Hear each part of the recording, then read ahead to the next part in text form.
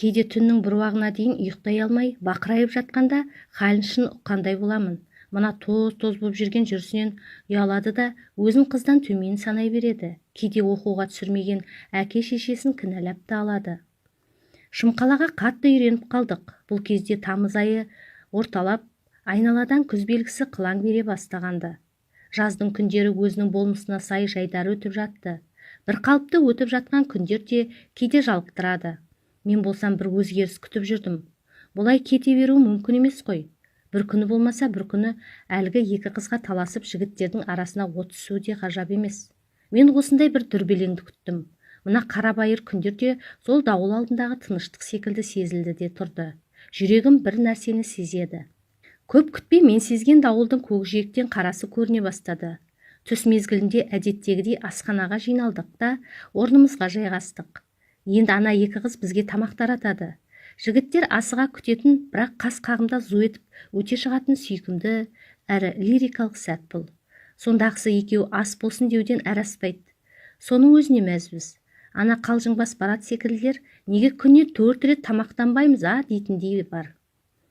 Ислам екеуміз бір үстелге жайғасып, қарама-қарсы отырамыз. Құрылыс басталған бірінші күннен бастап солай келеміз. Міне 3-ші айдың жүзі болды. Егіз қозыдай ажыраған емеспіз. Біздің үстелге Жанбота келді де Исламға тамақ ұсына берді. Ас болсын деген кездегі Исламның қандай сезімде болған іштей шамалаймын.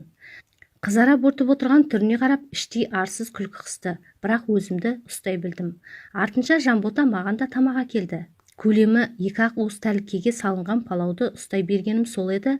Қызда мені ұстады деп ойлады ма жібере салғаны. Тәрілке бетон еденге түсіп күл паршасы шықты. Палау тауыққа шашылған жемдей жерде айра-жайра болып қалды. Мына тосын апаттан соң бұйығып отырған асханаға жан бітті. Жанбота маған аздап абыржыған, жартылай кінәлаған, жартылай таң қалған түрмен қарады да: «Дұрыстап ұстамайсыз ба? Құрттыңыз ғой», деді жай ғана.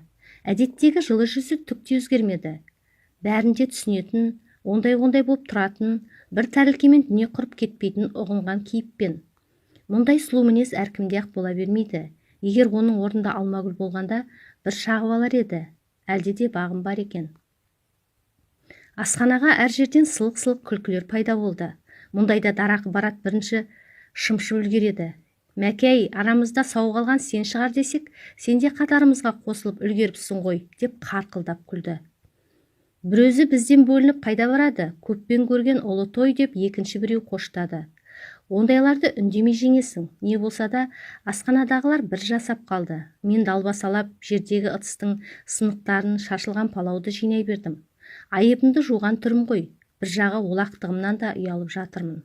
Алмагүл басқа ыдыспен тамақ әкелді. «Енді байлаңыз, тағы сындырсаңыз, айлығыңыздың жартысы ыдыс төлеумен кетеді», деп тілінің бізін сұғып үлгерді. Бәрі осы қираған тәрелкеден басталады деп кім ойлаған? Соның артынша досым санап келген Ислам маған қыр көрсете бастады. Әңгіме ауанында өзгере салды. Баяғы жартылай жайдары мінезінен ұшқында қалмай, мен танитын Ислам емес, басқа бір жұмбақ бейтаныс, қабағы ашылмайтын біреуге айналғандай.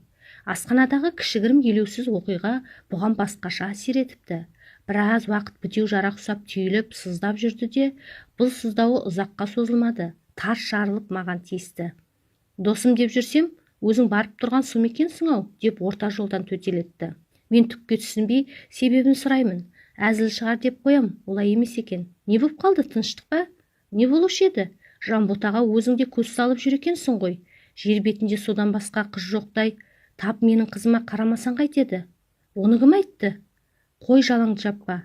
Кім айтуы керек? Көрініп тұр ғой, жасырмай-ақ қой. Мен саған адам деп сеніп, сырымды ақтарып, ойып бар шәрі», деп менен бір жола түңілген адамша қолын сілтеді.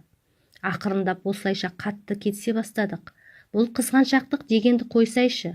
Оның ойынша қыздың назарын өзіме бұру үшін, қызбен бір ауыз тілдесіп қалу үшін асханада тәрілкені әдейі сындырған көрінемін. Міне мәселе қайда жатыр. Мынаның ойы қалай, тәрілкенің сынғанын солай қабылдағанда, ол ойы балалап, дамып, күмәнға айналған ғой. Ал адамның өз ойы өзіне дұшпан. Күмән иманнан айырады деп бекер айтылмаған шығар. Сол сәттен бастап Ислам тырысты да қалды. Арамызда ақырындап алыстай түсе бастаған сезе қойдым. Мен ислам үшін бақталас біреуге айналып шыға келдім. Бәрін құртқан әлгі Бараттың әзіл шыны аралас қалжыңы сияқты. Не болса да құрылыстағы жігіттердің арасына ши жүгірді. Енді бұрынғыша бір үйдің балаларындай тату бола алмайтынымыз айтпаса да түсінікті еді. Көңілде қираған тәрелке секілді сынса қалпына келмейді. Ислам шынында да өзгерді. Ашылып сөйлесуді де қойды. Не жазып қалғанды іштей сезем, бірақ кінәсіздігімді дәлелдеуге өзі мүмкіндік бермей жатса қайтем. Сөзімді байыппен тыңдаса бәлкім райынан қайтармай еді. Бірақ олай ететін Мәжнүн қайда? Байғұс жігіттің содан бері қарамады. Достығымыз осымен тәмам болды. Тәрелкемен бірге ол да құрдымға кетті. Екі жігіт арамыздан қыл өтпес доспыз деп бір-біріне айтып жатса, тыңдап тұрған үшінші біреу араларыңнан қыз өтсе көререм деген көрінеді. Ислам екеуміз дәл сол анекдоттағы жігіттердің кебін кидік. Сол күні кешке Ислам жоқ болып кетті. Кешкі аста бірінші рет үстелде жалғыз тамақтандым. Ислам түнде жататын үйге де келмеді. Не жоспары барын білмеймін, зым-зия жоқ болды. Бірдеңені білдірмесе жарар еді. Ертеңіне таңертең күндегідей ешкім ұйқыдан оятпады. Сеспей қатып ұйықтап қалыппыз. Күн арқан бойы көтерілгесін ғана Бараттың жас баланы шошытып жіберетіндей даусы ұйқымызды ашты. «О, қалайық, жұмысқа бармаймыз ба?» деп дарылдап бөлмені басына көтергенде еш жинадық. Жұмысқа әкететін автобус та келмеді. Бүгін жұмыс болмайды сірә. Бөлмеде жаттық та қойдық. Сәлден соң құрылыс жақтан хабар келді. Бүгін ертең жұмыс жоқ, демалып тынығып киімдеріңді жуып алыңдар деп бригадир дұғай сәлем айтып жіберіпті. Улап-шулап қалдық. Жанбота мен Алмагүлді 2 күн көрмей қалай шыдаймыз? Бұл қалай жолдастар деп жар салды Барат. Жоқ, мен жұмыс істемесем болмайды. Құр жата алмаймын деп құрылыс басына барып жатып алсам ба екен. Әрі бригадирге де жақсы көрінерем. Қалай ойлайсыңдар дейді біреуі. Қыздарға бой үйретіп алған жігіттерге мына демалыс ауыр соқты. Енді бір бөлмеде осылай топырлап жатамыз да қоямыз. Ана Исламнан да хабар жоқ. Ол шіркінде маған уайым бола бастады. Бірдеңеге ұшырап кінәлі мен боп шықсам, қуырдақтың көкесін сонда көресің. Қызықтың бәрі кешке болды. Тосын жаңалық төбемізге найзағай үйіргендей болып, сенер-сенбесімізді білмей бас шайқадық. Ислам бекерге жоғалып кетпепті. Ауылына барып, бір-екі достарымен келгенде, асханадағы ертеңгі тамақты дайындап қане-қамперсіз отырған Жанботаны зорлап алып қашқан. Қыз көнбей ісі сотқа өтіп кете жаздап әзер тоқтайды. Исламның ағайын туысы ауыл болып жиналып келіп, қыздың үй ішінен кешірім хатты зорға алады да іс жабылады. Осылайша байтал түгіл бас қайғы болып, өз басының амандығын ойлаған Ислам байғұс махаббатынан баз кешеді. Бригадир сол істің әлегімен кетіп, бізге 2 күн демалыс жариялаған екен. Мұндағы жігіттерден шошынған әлгі 2 қыз құрылыс алаңында енді істемейтін болыпты. Бұл жаңалық еш қайсымызға ұнаған жоқ. Көңіл күйімізді түсіріп жіберді. Әншейінде бірдеңені айтпай қалмайтын дарақы Бараттың да көңілі бір жола сынды. Мына жаңалықты естігенде үнсіз тұнжырап отырды да қойды. Осылайша Жанботадан көз жазып қалып ек. Ислам болса да жұмыстан бір жола кетті. Мұнда қайтып келуге беті жоқ. Мынау жаңа аспаздарың деп бригадиріміз бір үлкен әйелді таныстырды.